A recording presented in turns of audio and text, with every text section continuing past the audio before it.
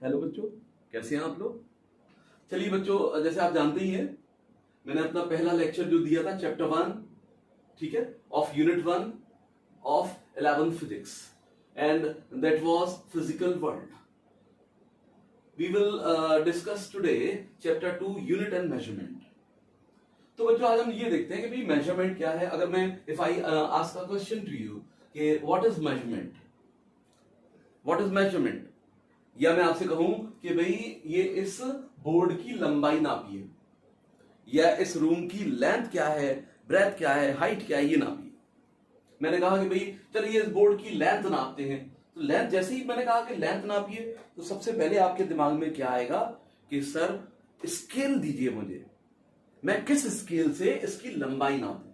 ठीक है, अगर मैंने कहा कि भाई स्केल ये ले लीजिए, तो आप स्केल से क्या करेंगे, इसकी लेंथ नापने के लिए कि भाई ये यहां से ये ऐसे रिपीटेशन देखेंगे, ये 1 यहां मार्क कर लेंगे ऐसे। मैं उधर से स्टार्ट करता हूं, मान लीजिए यहां से ये, फिर मैं मार्क करूंगा कि 1 ऐसे करके, एक रफ आइडिया बता रहा हूं मैं, ऐसे करके है ना, ऐसे करके आप ये देखेंगे कितनी बार स्केल रिपीट हो रहा है इस लेंथ के अंदर। ये स्केल लेंथ में कितनी बार रिपीट हुआ। या मैं एक दूसरा स्केल ले आया, 1 meter long scale, 1 meter long scale ले आया। मैंने कहा भाई जो लेंथ ऑफ द रूम है कैसे नापेगा, 1 मीटर स्केल को मैंने यहां रखा, फिर यहां रखा, फिर यहां रखा, मैंने रिपीट किया। मान लो ये रिपीट हुआ 8 टाइम्स। कितनी बार रिपीट हुआ, 8 टाइम्स रिपीट हुआ। ठीक है, तो मैं क्या लिख दूंगा, लेंथ ऑफ द रूम, इस रूम की लंबाई क्या हो गई, 8 मीटर हो गई। लेंथ ऑफ द रूम मैं क्या बोल दूंगा, 8 मीटर के बराबर बोल दूंगा। ठीक है, अब बच्चों यहां पे ध्यान रखेंगे कि भाई जो मैं स्केल लेकर चला हूं, 1 meter long scale to measure the length of the room. ठीक है, तो जो 1 मीटर स्केल है, जहां जो 1 मीटर है, इसको हम सिंपली क्या बोल देंगे, एक स्टैंडर्ड बोल देंगे या यूनिट बोल देंगे। ठीक है, मुझे एक स्टैंडर्ड यूनिट की जरूरत पड़ी, या अगर मान लो ये मेरे पास ऐसे ही अज्यूम कर लूं कि भाई ये मेरे पास 1 मीटर लॉन्ग स्केल है, और 1 मीटर लॉन्ग स्केल में ऐसे ही बोल रहा हूं कि भाई ये 3 बार रिपीट होता है लेंथ ऑफ बोर्ड में, इस वाइट बोर्ड की लंबाई में it repeats 3 times and it is 1 meter scale. ठीक है, तो लेंथ बिकम्स क्या हो गया, 3 मीटर के बराबर हो गया।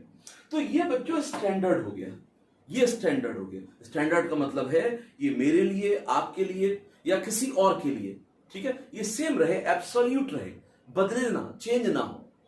ठीक है, इससे पहले क्या होता था, जब हमारे पास ऐसे स्केल नहीं थे, तब बच्चों जानते हैं लेंथ कैसे मेजर की जाती थी, या ब्रेथ, चौड़ाई कैसे मेजर की जाती थी। आप भी, हम लोग अभी भी करते हैं। जैसे स्केल ना हो तो हम क्या करेंगे, अगर स्केल नहीं है तो हम ऐसे करके 1 बालिश, 2 बालिश, 3 बालिश, 4 बालिश ऐसे करते। पुराने जमाने में भी यही होता था। ठीक है, लेकिन इसके अंदर कंफ्यूजन थे। कंफ्यूजन क्या थे, मेरे हिसाब से ये मान लो ये आ रहा है 8 बालिश के अंदर, ऐसे करके 8 बार रिपीट कर रहा हूं मैं इसे। ठीक है, कोई और आ गया तो उसका मान लीजिए 7 आ रहा है। या मैं कहीं खरीदने गया, मैंने कहा भाई मुझे 8 बालिश की लेंथ का बोर्ड चाहिए। ठीक है, अब वो दुकानदार था, उसने अपने हिसाब से नापा, अब वो मेरे रिक्वायरमेंट से मैच नहीं कर रहा है, तो ये कंफ्यूजन पैदा हो जाएगा, है ना। तो ये जो पुराने टाइप के मेजरमेंट थे, जैसे अनदर, ऐसे मैं एक दूसरा तरीका बता रहा हूं आपको कि जो फिंगर टिप है ये, ठीक है, मिडिल फिंगर का जो टिप है और एल्बो टिप, ये इट इज कॉल्ड 1 क्यूबिट, इसको हम 1 क्यूबिट कहते थे। तो इसमें भी लंबाई चौड़ाइयां ऐसे करके नापी जाती थी। ये पुराने तरीके थे, ये स्टैंडर्ड नहीं थे।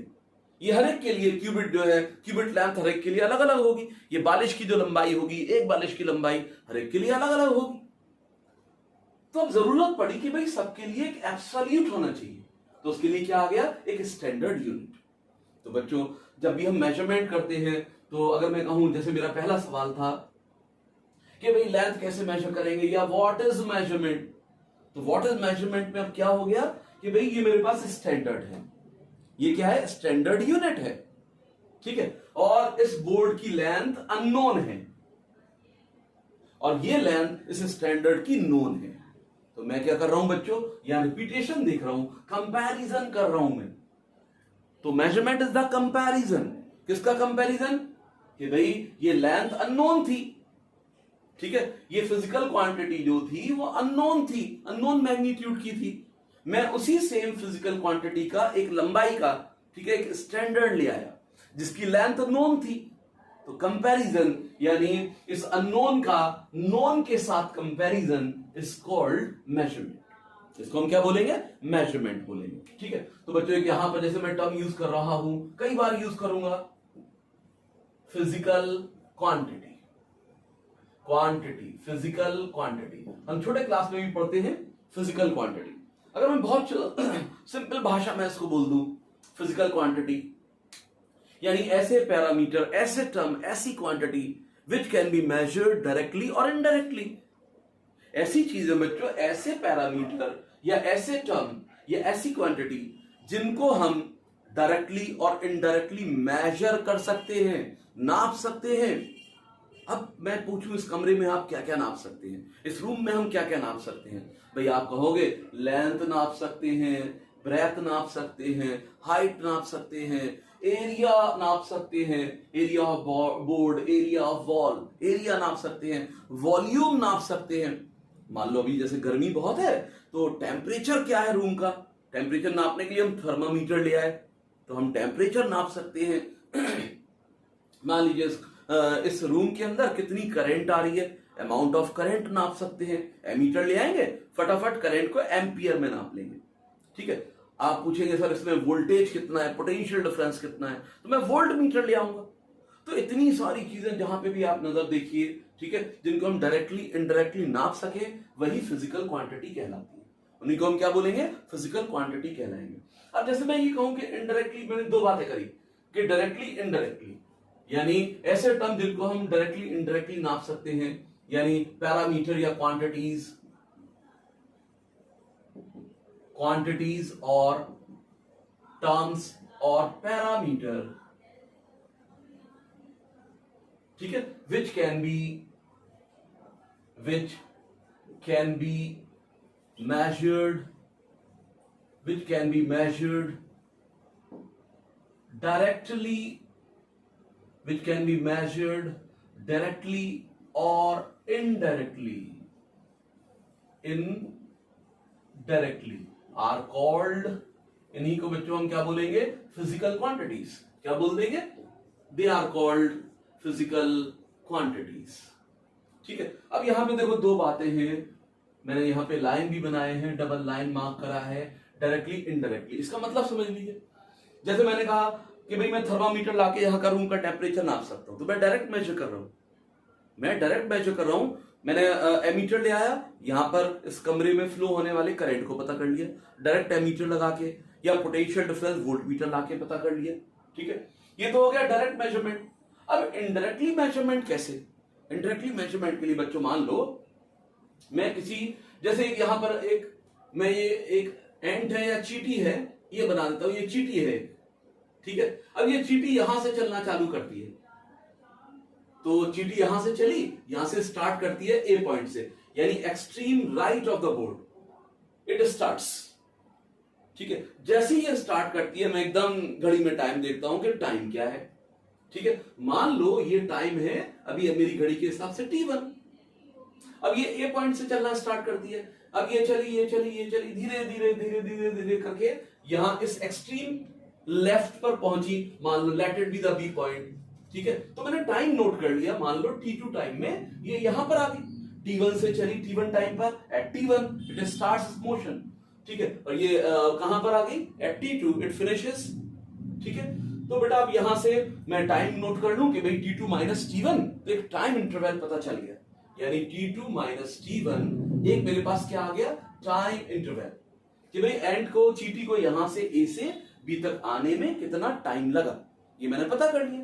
फिर मैंने स्केल से लेंथ पता कर ली, मान लो ये मैंने एक्सप्रेस कर दी कि भाई ये सेंटीमीटर, मान लीजिए सेंटीमीटर में एक्सप्रेस कर दी या मीटर में एक्सप्रेस कर दी कि भाई ए से बी तक की लेंथ, ये मुझे पता चल गई।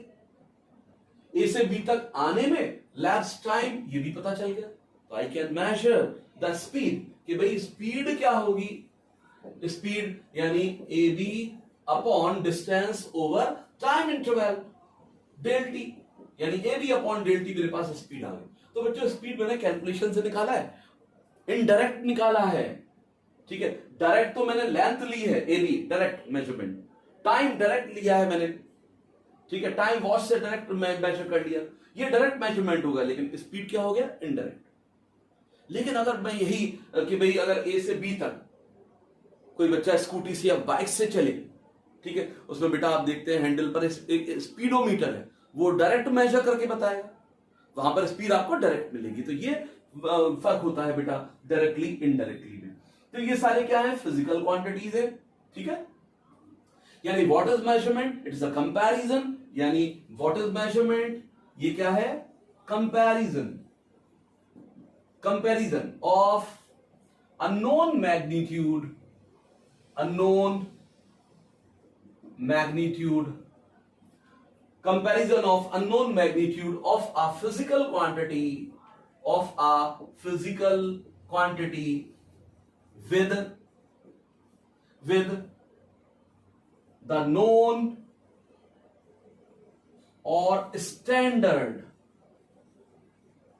भाई जो नोन है जिसको मैं स्टैंडर्ड कह रहा हूं, यानी comparison of unknown magnitude of a physical quantity with the known or standard magnitude of the same physical quantity, same physical quantity is called the measurement। इसी को बच्चों हम क्या बोलेंगे, is called the measurement। इसी को बच्चों हम क्या बोलेंगे, measurement कहेंगे। इस डेफिनेशन में एक चीज ध्यान रखिएगा कि भाई जो फिजिकल क्वांटिटी जिसका मैग्नीट्यूड अननोन है, उसी के नोन या standard magnitude of the same physical quantity से कंपैरिजन होगा। यानी अगर मुझे लेंथ नापनी है, अगर मुझे लेंथ नापनी है तो लेंथ नापने के लिए बेटा मैं वॉच इस्तेमाल नहीं करूंगा, मुझे लेंथ का ही स्टैंडर्ड लेना पड़ेगा। ये मतलब होता है बेटा ये this is called, this comparison is called measurement. ठीक है, मेजरमेंट किसका कर रहे हैं, फिजिकल क्वांटिटी का कर रहे हैं। मैं there is another way, alternative way to explain the physical quantity. मैं ऐसे भी कह सकता हूं फिजिकल क्वांटिटी को, भाई ऐसे पैरामीटर्स, ऐसी क्वांटिटी जिनमें in which we express the laws of physics are called physical quantities. तो फिजिकल क्वांटिटी बच्चों मैं ऐसे भी कह सकता हूं the quantities in which we express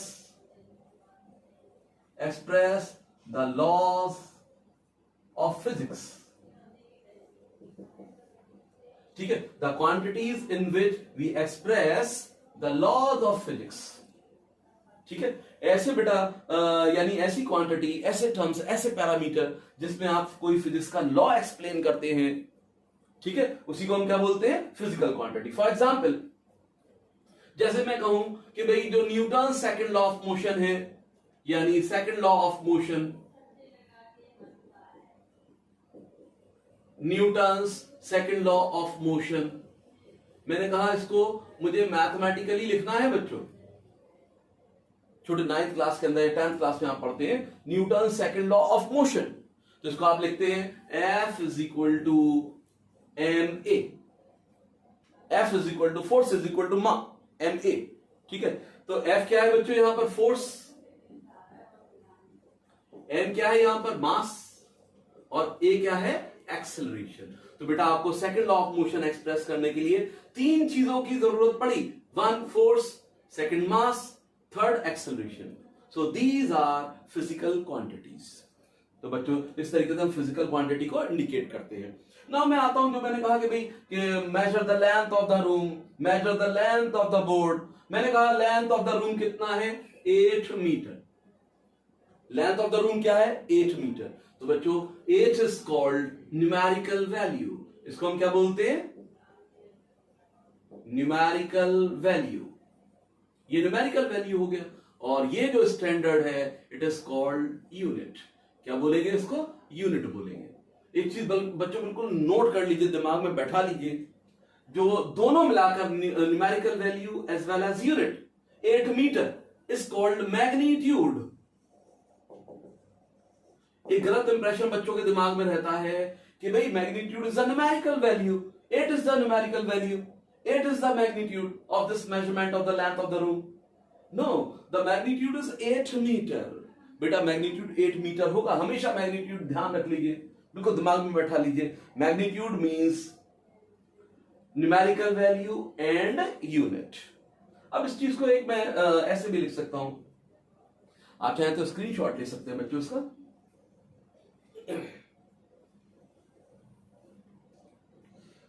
now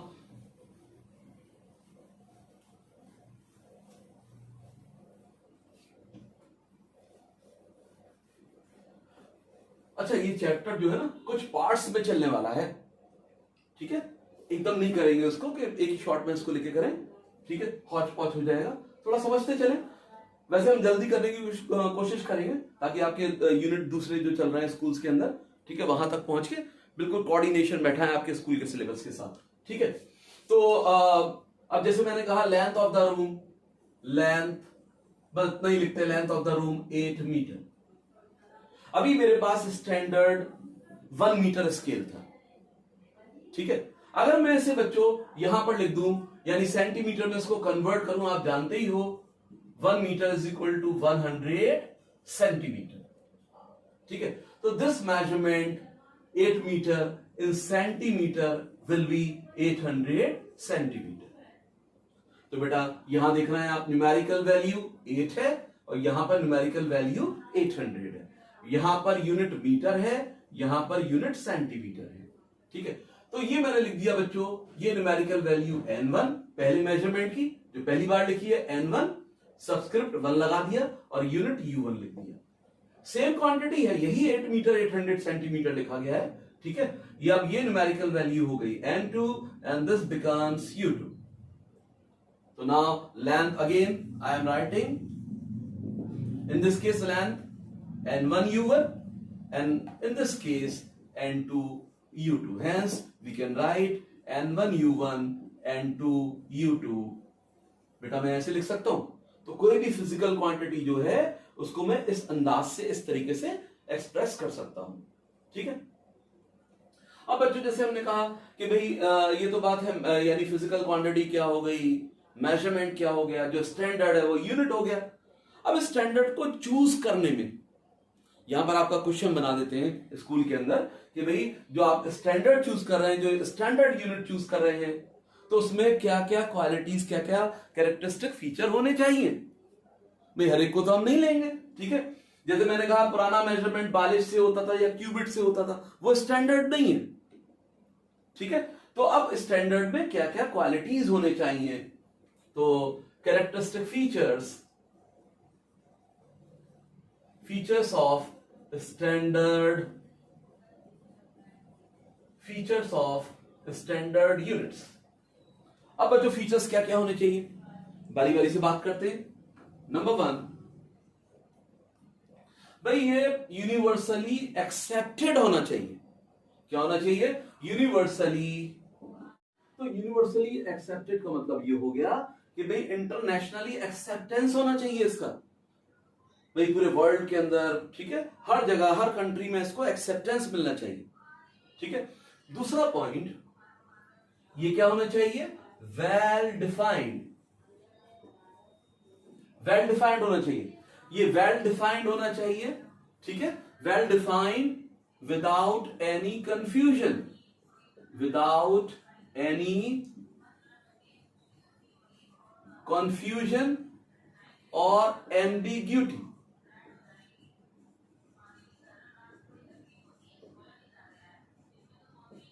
यानी एम्बिग्यूटी मींस कंफ्यूजन, इसमें कोई कंफ्यूजन नहीं होना चाहिए।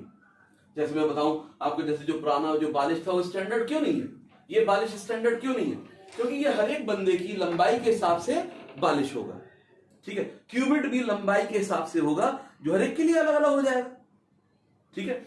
यानी अगर इसको 3 मैं अपने हिसाब से मेजर करके ले जाता हूं कि भाई लंबाई 3 क्यूबिट का मुझे बोर्ड चाहिए। अब सामने वाला बहुत लंबा चौड़ा आदमी है, उसने दो में नाप के दे दिया मुझे, तो ये कंफ्यूजन हो जाएगा कि भाई मेरे रिक्वायरमेंट के हिसाब से तो मुझे 3 चाहिए, उसने 2 कैसे दे दिया, ठीक है। तो बस इसलिए कहा जा रहा है कि भाई ये वेल डिफाइंड होना चाहिए विदाउट एनी कंफ्यूजन और एम्बिग्यूटी होना, ठीक है। नंबर 3 कि भाई इसकी जो लेंथ होना चाहिए जो साइज होना चाहिए कन्वीनियंट होना चाहिए। साइज क्या होना चाहिए? कन्वीनियंट।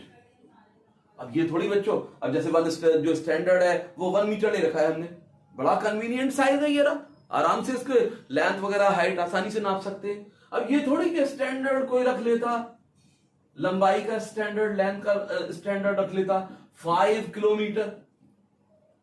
अब ये तो बड़ा एकदम इनकन्वीनियंट साइज हो जाता भाई। आप देखते हैं अक्सर साइकिलों पे जो कपड़ा लेके लोग निकलते हैं, वेंडर्स निकलते हैं, 1 मीटर स्केल लगा रहता है साइकिल में और कपड़ा वो नाप नाप के देते हैं। अगर मान लो 5 किलोमीटर का हो जाता है स्टैंडर्ड, तब क्या होता? कैसे चलते हो? हम लोग लैब में कैसे रखते? हम तो 1 मीटर स्केल रख लेते मेजरमेंट के लिए लैब के अंदर, फिजिक्स लैब में, ठीक है। अब वो 5 किलोमीटर का हो जाता तो बड़ा इनकन्वीनियंट साइज हो जाता। इसलिए बच्चों जो स्टैंडर्ड होता है इसका साइज कैसा होना चाहिए? कन्वीनियंट होना चाहिए, ठीक है। और ये इनवेरिएंट होना चाहिए विद स्पेस एंड टाइम। क्या होना चाहिए? Invariant with space and time. Time और स्पेस के साथ इनवेरिएंट होना चाहिए। यानी ऐसा ना हो कि भाई अभी जैसे 1 मीटर स्केल है आज, अब मैं कल यहां पर आया तो मान लो 1 मीटर की जगह हाफ मीटर स्केल रह गया या 2 मीटर लॉन्ग स्केल हो गया, तो ये चेंज नहीं होना चाहिए, ठीक है। तो ये इसके अलावा और भी कुछ बातें हो सकती है, लेकिन हम शॉर्ट में इसको इंडिकेट कर सकते हैं। ये 4 बातें हमेशा ध्यान रखिए कि बच्चों जो स्टैंडर्ड यूनिट्स होते हैं वो यूनिवर्सली एक्सेप्टेड होने चाहिए, वेल डिफाइंड होने चाहिए, कन्वीनियंट साइज के होने चाहिए और invariant with space and time, ये होना चाहिए, ठीक है ना। अब जो स्टैंडर्ड्स होते हैं, ठीक है, उनको नापने के लिए, इनको एक्सप्रेस करने के लिए तमाम सिस्टम्स आते रहे हैं, ठीक है। उन सिस्टम्स की बात करते हैं, different systems of standard units.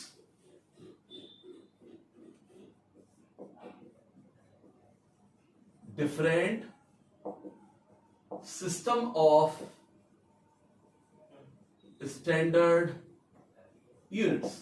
जो स्टैंडर्ड यूनिट्स हैं या सिंपली यूनिट्स जो है, ठीक है, उनके डिफरेंट सिस्टम्स क्या क्या हैं। तो सबसे पहले जैसे हम बात कर लें CGS सिस्टम, इसके अंदर बच्चों पहले जो भी हमारा पैरामीटर रहेगा वो लेंथ के रिगार्डिंग रहेगा, लेंथ, ठीक है। फिर मास के रिगार्डिंग रहेगा, ये मास के रिगार्डिंग रहेगा, ठीक है। फिर हमारे पास टाइम के रिगार्डिंग रहेगा, ये टाइम हो गया।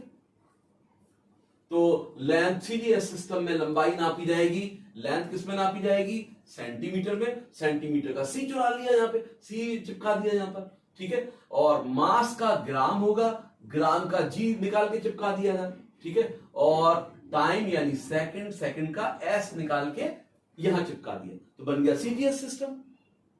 क्या बन जाता है? CGS system, also called Gaussian system. It is also called Gaussian system. क्या बोलते हैं? गॉसियन सिस्टम, ठीक है। अब इसके बाद एक और सिस्टम प्रीवेल्ड रहा, FPS system. FPS system length पहले वाला रहेगा, बीच का मिडिल टर्म मास के लिए रहेगा, ठीक है। राइट एक्सट्रीम पर टाइम के लिए रहेगा। तो बेटा अब यहां पे जो लेंथ थी फुट के अंदर नापी गई, ठीक है, और यहां पर जो मास था पाउंड के अंदर नापा गया, और टाइम अभी भी सेकंड में नापा गया, और इनके पहले पहले लेटर यहां पर चिपका दिए FPS।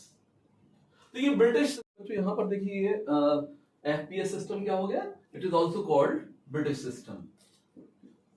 ब्रिटिश सिस्टम ये स्टिल अभी भी ब्रिटेन में, पूरे ब्रिटिश आइल के अंदर FPS सिस्टम ही यूज होता है अभी भी, ऐसा यूनिट्स के बावजूद भी, ठीक है। नंबर थ्री, अब हम आते हैं MKS। अब MKS सिस्टम के अंदर लेंथ ये वाले हैं पहले, मिडिल टर्म मास है, और एक्सट्रीम राइट सेकंड है। तो now length is measured in metre and mass in kilogram, और time is still in second.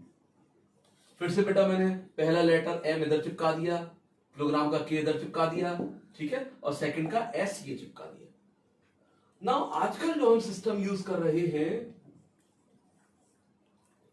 ये सिस्टम है SI यूनिट्स, जिसके मायने होते हैं international system of units, international system of units. ठीक है, अभी तक जैसे हम यहां पे बात कर रहे थे कि भाई यहां पे 3 लेंथ मास टाइम को लिया जा रहा था। ठीक है, ये मेन क्वांटिटी है या फंडामेंटल क्वांटिटी है। तो यूनिट के बेस पे बच्चों में, on the basis of the unit, मैं फिजिकल क्वांटिटीज को 2 हिस्सों में बांटता हूं on the basis of units. ठीक है, कि भाई स्टैंडर्ड यूनिट होंगे या कोई दूसरे यूनिट होंगे।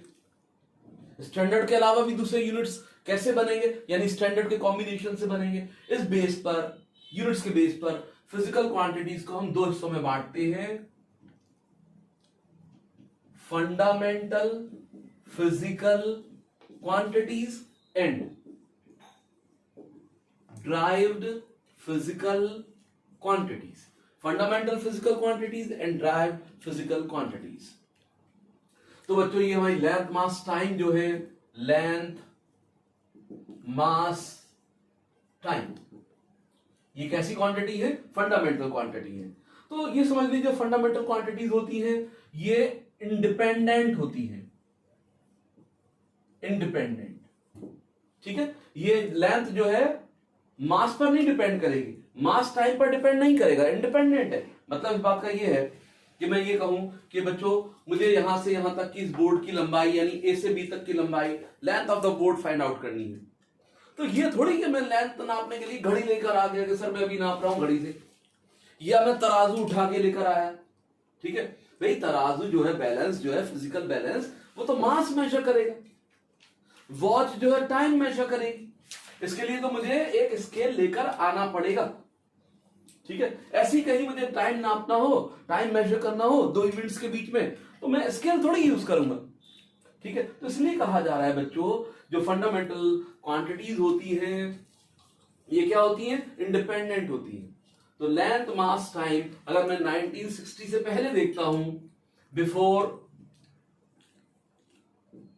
1960, तो ये हमारे पास 3 फंडामेंटल थी लेंथ मास टाइम, जिनका मैंने यहां पर जिक्र किया। सीजीएस सिस्टम में लेंथ सेंटीमीटर में लिखा, मास ग्राम में लिखा, टाइम सेकंड में लिखा। यही फंडामेंटल हमारी एमकेएस सिस्टम तक चलेगी।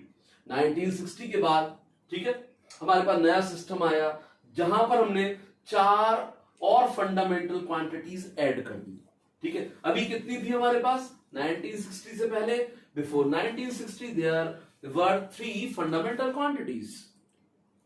1960 के ऑनवर्ड या आफ्टर 1960 तो 4 एडिशन और हो गई। अब 4 कौन कौन सी ऐड कर दी गई? ठीक है, उसका जिक्र कर लेते हैं हम। जैसे पहला तो लेंथ हो गया, मास हो गया, टाइम हो गया। ठीक है, इलेक्ट्रिक करंट कौन सी आ गई? Electric current. Thermodynamic temperature, electric current, thermodynamic temperature, thermodynamic temperature आ गया। ठीक है, अमाउंट ऑफ सब्सटेंस आ गया, amount of substance, amount of substance आ गया। ठीक है, और ल्यूमिनियस इंटेंसिटी, ल्यूमिनियस इंटेंसिटी। तो बच्चों आज हमारे पास कितनी हो गई फंडामेंटल आज की तारीख में? यानी ये हमारे पास we have 7 fundamental quantities, 1 length, second mass, then time, electric current, thermodynamic temperature, amount of substance and luminous intensity. ये तो हमारे पास क्या रही?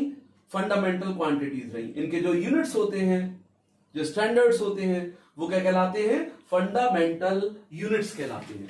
जैसे लेंथ के लिए मीटर हो गया, लेंथ के लिए क्या लिख रहे हैं हम यहां पर? मीटर लिख रहे हैं यहां पे। एसआई के अंदर लेंथ के लिए क्या लिखेंगे?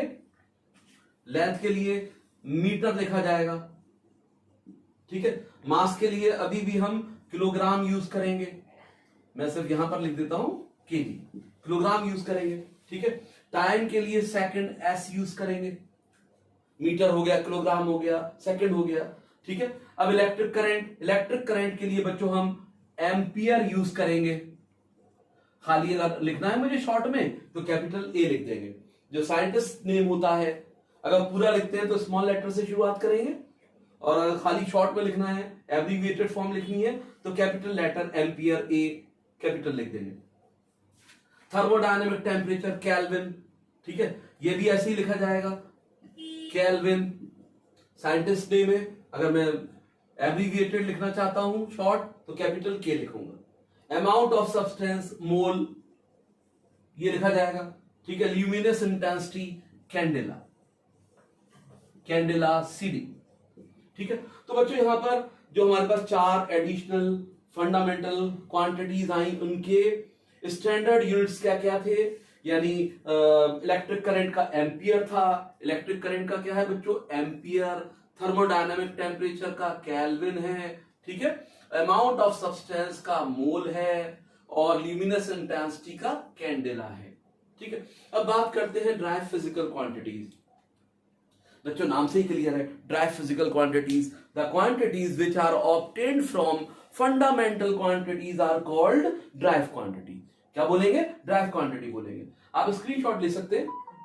फिर बात करते हैं drive physical quantities. Now derived physical quantity जो फंडामेंटल से ऑब्टेन की जाती है, ड्राइव की जाती है, obtained from fundamental physical quantity, उनको हम क्या बोलते हैं, drive physical quantity. For example मैंने कहा speed, speed having the formula distance over time, distance upon time. बेटा जो डिस्टेंस है वो एक तरीके से लेंथ है। ये क्या है बच्चों, डिस्टेंस, लेंथ, फंडामेंटल है। टाइम भाई ये भी फंडामेंटल है, ठीक है। ये दोनों फंडामेंटल है, इसका मतलब स्पीड जो है दो फंडामेंटल यानी लेंथ और टाइम से ऑब्टेन किया गया है। तो it is called dry physical quantity. ऐसे ही बच्चों मैं डेंसिटी लिख सकता हूं, density mass per unit volume, मास ओवर वॉल्यूम, ठीक है। अब वॉल्यूम जैसे मैं बहुत सिंपल वे में ले लेता हूं कि भाई जैसे अगर मेरे पास कोई क्यूबिकल स्ट्रक्चर है, ठीक है, तो क्यूबिकल स्ट्रक्चर के लिए मैं क्या लिख सकता हूं, साइड का क्यूब ले सकता हूं। वॉल्यूम एक तरीके से साइड का cube, side into side into side. बेटा अब यहां पे अगर मैं देखूं मास फंडामेंटल है, ठीक है भाई, मास क्या है, फंडामेंटल है। साइड यानी लेंथ, लेंथ लेंथ लेंथ ये भी फंडामेंटल है। तो इसका मतलब density is obtained from two fundamental length and mass. तो ऐसी क्वांटिटी जो किससे ऑब्टेन की जाती है बच्चों, फंडामेंटल से ऑब्टेन की जाती हैं, आर कॉल्ड ड्राइव क्वांटिटीज। और इनके जो यूनिट्स होते हैं वो क्या कहलाते हैं, ड्राइव्ड यूनिट्स कहलाते हैं, ठीक है। तो आज इतनी बात करते हैं।